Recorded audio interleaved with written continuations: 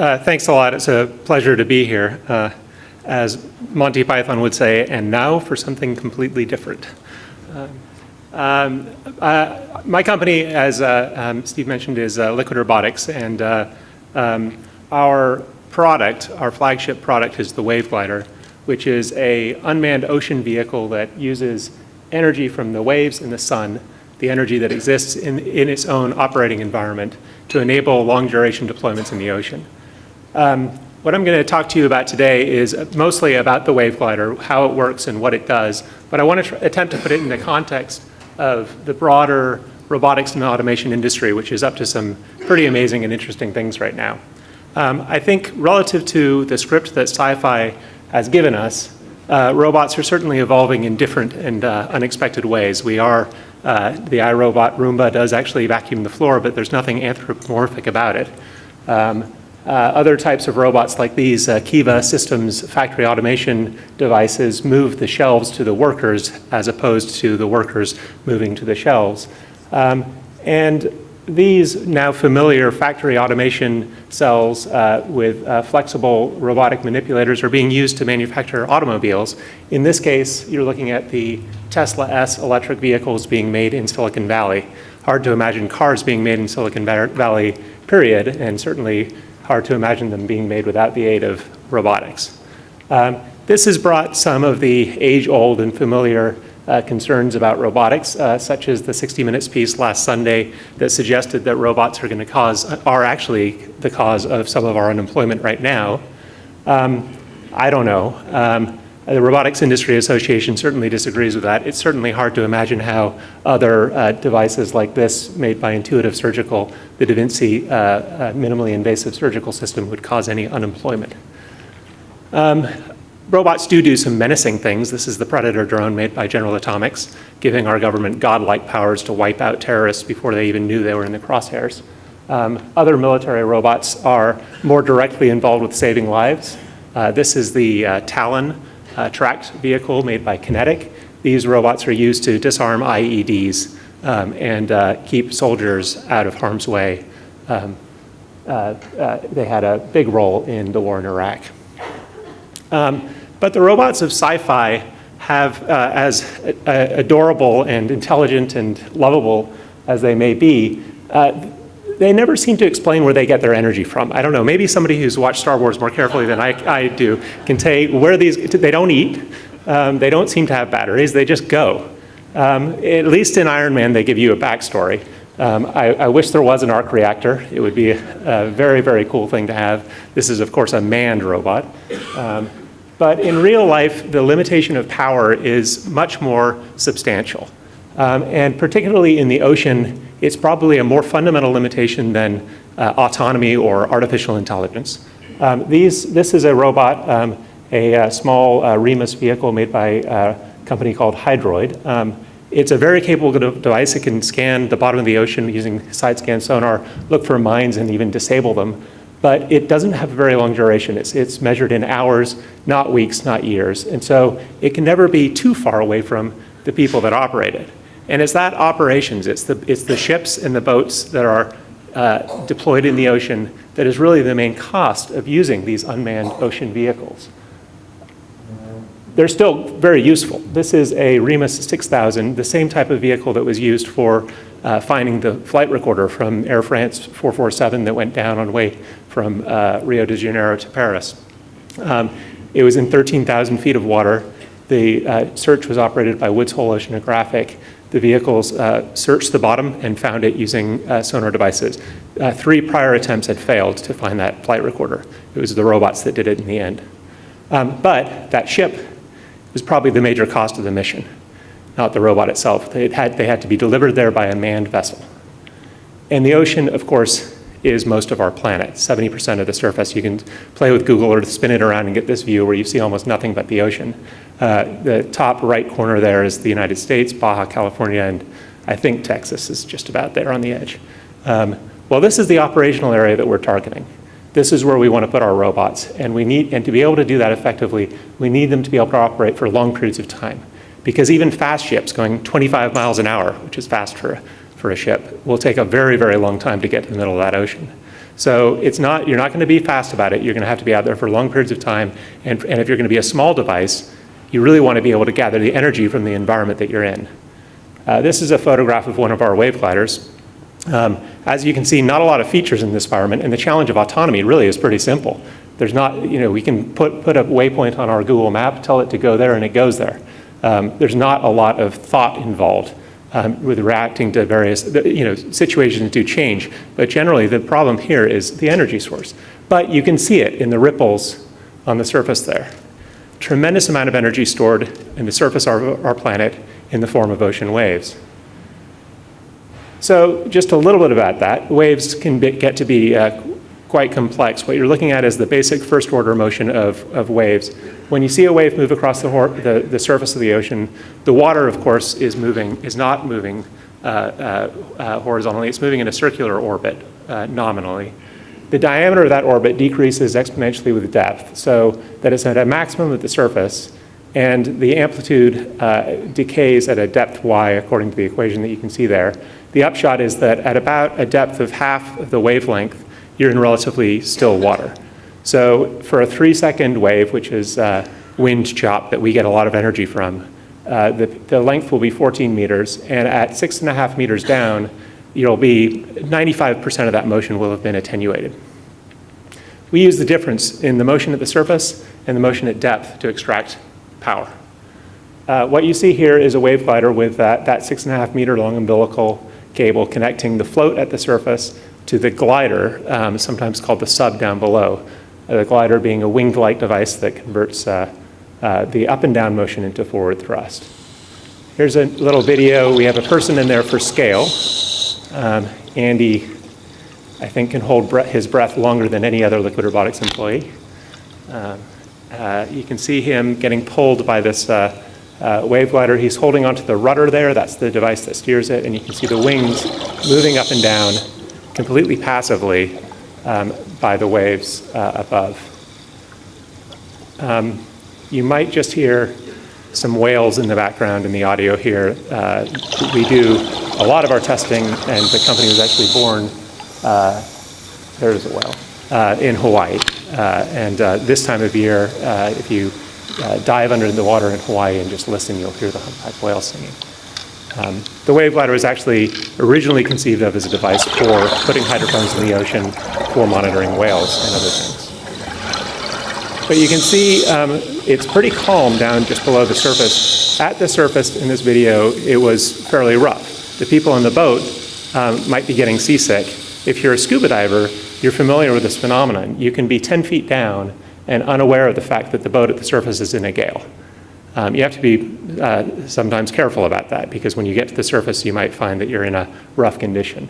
And it was that knowledge that actually inspired this architecture for the vehicle. Just putting it in some diagrams now. The scale here is truncated to fit on the screen better, but we have a float at the top, an umbilical cable which does carry electrical signals between the float and the glider down below. The glider has a set of wings which are each hinged along an axle near the leading edge. There are springs which hold those wings in a neutral position that is approximately level. When the wave comes along and it lifts the float, the downward pressure on the wings causes them to rotate to an upward inclination, which then causes them to generate forward thrust. As the wave passes, the float sinks into the trough. The glider, which is heavy, pushes down. The wings then rotate again and generate forward thrust again. So if you just sit there holding a wave glider with a string, as I did when we were first coming up with the concept in my bathtub, you pull up and down on it, it will pull you forward. And so all that the only input to the system is an up and down motion, which happens to exist over most of our planet almost all of the time. A very readily conversion. We're not converting the energy as I had initially been thinking about, from wave energy to electricity to store it into batteries and then back into thrust. It's just a direct conversion of the motion from one form to another. So what this enables us to do is to have sustained and mobile ocean operations. We can put sensors into the ocean. We can launch them from Hawaii, have them swim to Australia. Actually, well, I'll tell you more about some of the missions that we've done recently, but there's no fuel consumed. No crew, well, actually the crew are the pilots, we call them, that sit in our operations center in California looking at these on the screen. Actually, they can sit anywhere there's an internet connection and pilot the vehicles anywhere else in the world. And very low capital cost. Ships, of course, are quite expensive. As a mechanical engineer, this has just been the best project you can possibly imagine. There's so many different ways that you can imagine designing the glider portion in particular. It's a little bit like designing a kite. The particular shape and form that we've come up with is very adept at converting small waves into forward motion. So we've got a series of short chord wings that each can pivot from upstroke to the downstroke with very little lost motion. What this means is that in waves that might be only 2 seconds or even 1 second period, the vehicle can convert that into forward thrust. And they don't have to be regular waves. They might come in whatever pattern they do. And the vehicle captures that energy and turns it into forward motion. So where we've done a lot of our development is on the lee side of the Big Island of Hawaii, where it's often calm like this. It's protected from the ocean swell. And so how do we make a wave-powered vehicle that works when there aren't very many waves? Well, the glider form is really optimized for that. In the left, it's going about half a knot. On the right, it's going about 3/4 of a knot in what would be characterized as sea state 0 or maybe a sea state 1. Rough conditions, we have fewer pictures because we don't like to be on the boat. But just recently, we had a wave glider go through a class 4 storm. This wave glider was launched actually in November of 2011 from San Francisco. This is I'll call it a stunt that we did to gather publicity. It's gotten a lot of attention around the world. Our product, of course, is something that can address needs that are global, not just in the United States. So we wanted to do something that would bring international attention to what we were doing. We sent 4 vehicles from San Francisco, first to Hawaii. 2 of them then went off to Japan, and 2 of them to Australia. The first one arrived in Australia in November, and with some fanfare. A second one that was on the same direction is the one that arrived in Australia. The second one took a slightly longer route, was going a little bit slower, and it's the one that encountered the cyclone. So we were about 100 miles away from the center of the storm when it was Category 4, and we were 26 miles away from the storm as it was a Category 3 in this picture. We were able to collect 9 channels of uninterrupted data throughout the storm. This is meteorological oceanographic data. Some of it could be quite valuable for predicting hurricanes. While the accuracy of hurricane path forecasts has increased significantly over the years, the intensity still remains a problem, and the main issue is getting the heat flux, accurately measuring how much energy is in the ocean, what the sea surface temperature is, what the temperature is just below the surface, and how much energy transfer there's going to be. The wave gliders can be a very useful platform for that. For us, this set a record in terms of the wave height and wind speeds that we sustained. Significant wave height, as measured by the wave sensor on the wave glider, reached 10 meters. That's the average height of the top 1/3 of the waves, which is kind of what a sailor would generally call the wave height. It means that some waves statistically were probably much larger than that. We may have encountered 15-meter waves. Wind speed was about 100 miles per hour, and there's some question about the accuracy and calibration of a wind sensor on a short mast like we've got on a wave glider versus the 10-meter reference height, which is what the satellites will try and report. But in this case, we see some good correlation. And this just brings up a point. The ocean can be a pretty rough and dangerous place for people to be. That's not really a job that I would love to have myself. But of course, the ocean is critically important to our lives and to industry. It's just some basic economic facts. About 1/3 of oil now, and this is the growing fraction, multi-trillion-dollar industry, and a huge investment in offshore development, and we're playing an important and growing role in that with a new joint venture that we just formed with Schlumberger based in Houston. 4 in 5 people live within 60 miles of the coast, and it's 1 in 6 people's primary source of protein. That fraction is not growing, it's declining. The population of humans is growing, the population of fish is not, declining severely in some cases. So that's an area that needs to be managed, and we're also playing a part in that. And 9 in 10 tons of global trade, about $500 billion a year shipping goods over the ocean. But it's the ocean's impact on the land that perhaps is even more important. Our weather originates generally over the ocean, and the exchange between the atmosphere and the ocean is really the forefront of improving forecasting and modeling. It's the coupled atmosphere dynamics and the fluxes between them that wave gliders can play a key role. National Center for Atmospheric Research estimates that in 2008, unanticipated weather cost the US economy $485 billion. That was excluding extreme events, so something like Sandy would be put on top of that, but this is just not as much corn as we thought, not as much water as we thought. Ski area closed because it was too stormy, airport closed, that kind of thing. Huge impacts on the US economy, huge impacts on the global economy, drives commodity trading. So better weather forecasts could have a lot of economic value just to plan for that. So the United States is the leader in putting sensors in the ocean, but it's not an easy thing. In this case, you're looking at a 10-meter discus buoy being towed out by a Coast Guard vessel. This is a multi-million-dollar enterprise to get one weather sensor in the middle of the ocean in deep water.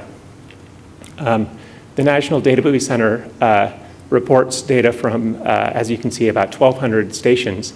The yellow ones here are working, the red ones are not. The red ones might be broken because they just need maintenance, but the maintenance cycle requires a ship to be scheduled to go out to the middle of the ocean to do this. The Coast Guard has about 65 buoy tender vessels. Sometimes they're not working because they broke free. Designing a mooring line in the middle of the ocean in deep water is, that can stand up to extreme storms and last for years is not an easy thing. So these buoys have a lot of sensors. You can see the one on the left is MBARI, Monterey Bay Area Research Institute buoy that has a lot of sensors that are not on that wave glider. But the wave glider is carrying a little sensor on the top that's got GPS, motion sensors, it's got wind speed and wind direction, barometric pressure, air temperature. The key meteorological variables are on there, and we're expanding that list all the time. So our vision is to complement satellites with a dense and continuous source of in-situ data. Satellites will always be a primary source of data for atmospheric predictions, but when you want to see what's happening, really to calibrate those satellites and to know what's happening at that interface, you need to be there. A program that we're working on right now that actually NASA has procured the wave gliders with Woods Hole Oceanographic Research Institute to study the salinity processes in the upper ocean. So a conductivity temperature cell is on the float, another one is on the glider. So at those two positions, we can measure what the salinity is and actually get the effects of evaporation, rain, things like that. So this is a part of a very comprehensive effort to sample the middle of the Atlantic. These wave gliders are out there right now. They were deployed about 4 months ago, and that'll continue for years to come. Some of those buoys that I showed you in that map are not weather buoys, not measuring really anything about the ocean itself. They're measuring, they're measuring tsunamis. They're measuring, and the buoy itself does not carry the sensors. The sensor sits on the bottom of the seafloor. So they want to put these sensors in deep areas, so it might be 4 miles deep. The sensor is measuring the pressure and can measure the height of the water column to centimeter accuracy. When it sees a wave of a certain frequency, it sends that alert and it communicates to the outside world via acoustics. Radio waves, of course, operate very well in the world that we live in. They don't work very well in the ocean. So the primary way that you communicate under the water is with acoustics. So the wave glider can sit at the surface, can talk to the outside world via satellite, can talk to the subsea world via acoustics, and provide a crucial link and actually lower the cost dramatically of deploying subsea nodes and expand their use. So the tsunami warning system that we have today was deployed before we were around, but the National Data Buoy Center does have wave gliders, and they are looking to use them as a buoy replacement in some cases. So the other piece of the energy for us is the sun. This is maybe more ordinary and less interesting, but it's of course a very important source of energy for us. Right now we use sun for payloads and navigation. The primary energy draw for the system, because propulsion is provided by the wave motion, is actually satellite communications. That's where most of our our watts go. But the sensor payloads can sometimes, especially acoustics, can sometimes consume quite a bit of power too. Interesting thing about our power sources is their kind of reciprocal nature. This is during the equinox month of March. You can see that solar energy is, obviously most prevalent near the equator and dissipates towards the poles. Well, wind wave energy, the energy that we're actually using for wave glider propulsion, is the opposite of that. It's a minimum at the equator and increases towards the pole. If you can use both of them, well, then you have quite a universal and consistent energy source. As the seasons change, when you go to a solstice month like June, you can see the sun obviously moves to the north. Wind and wave energy density moves to the south. Again, if you can use both of them, you've got a very consistent energy source. So we have far too many applications that have come forward for the wave glider for me to talk about all of them today, but I will just try and get a few of them in the last 5 minutes of my talk here. On the science side, it's really fascinating what scientists are coming up with for us to go out there and measure. In this case, CO2 flux. This is a wave glider owned and operated by NOAA Pacific Marine Environmental Lab.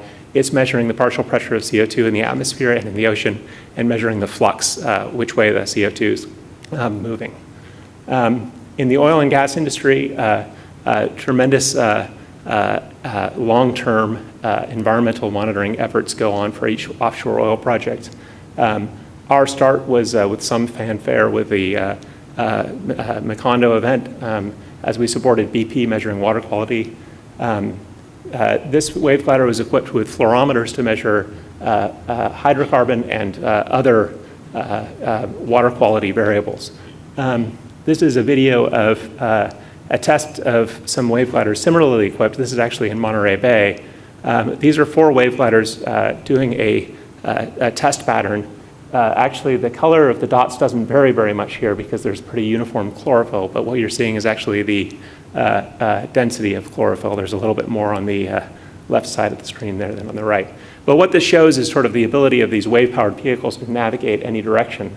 It doesn't matter which way the waves are going, it matters which way we tell the wave gliders to go, and they go that way. So the joint venture that we've set up with Schlumberger is focused on a variety of needs, but mostly real-time and continuous data for subsea communications and navigation, for seep and water quality monitoring, turbidity, a lot of different variables, and weather and oceanographic monitoring. Wave gliders of the future will be a crucial piece of the subsea operation. What we can do is enable bottom nodes to be used more cost effectively, measuring subsidence, measuring everything about the bottom of the ocean by communicating with them without requiring a ROV support ship that might cost $150,000 a day to be diverted to go sit over an acoustic modem and extract that data. The wave glider can do that much more cost effectively and not put humans at risk. And then fish. There's more activity than you may know in terms of researching and understanding fish stocks. Recently, the most valuable fish in the world was auctioned off for $1.7 million for a single tuna. This is quite a large industry, about $200 billion a year for seafood, including aquaculture. And of course, the natural catch isn't increasing. We're working with Professor Barbara Block at Stanford, who's one of the leaders in tagging and tracking all manners of marine vehicles, turtles, sharks, and tuna, of course.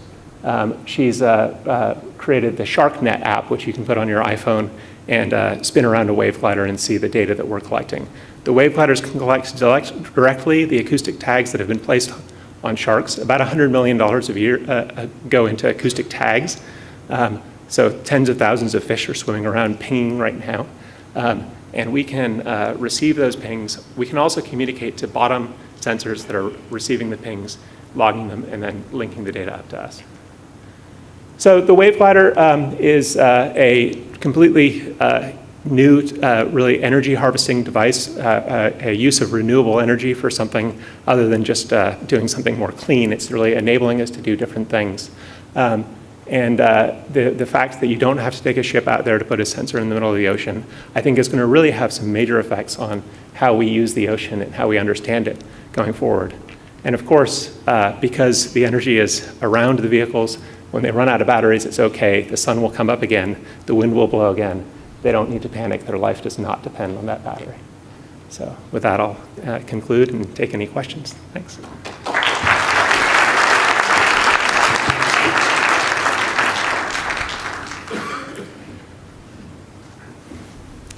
Yeah, I wonder if there are synergies between the wave glider and the buoyancy-powered undersea gliders. For example, could you tow a buoyancy-powered glider a couple of thousand miles out and then let it to do a mission and tow it back?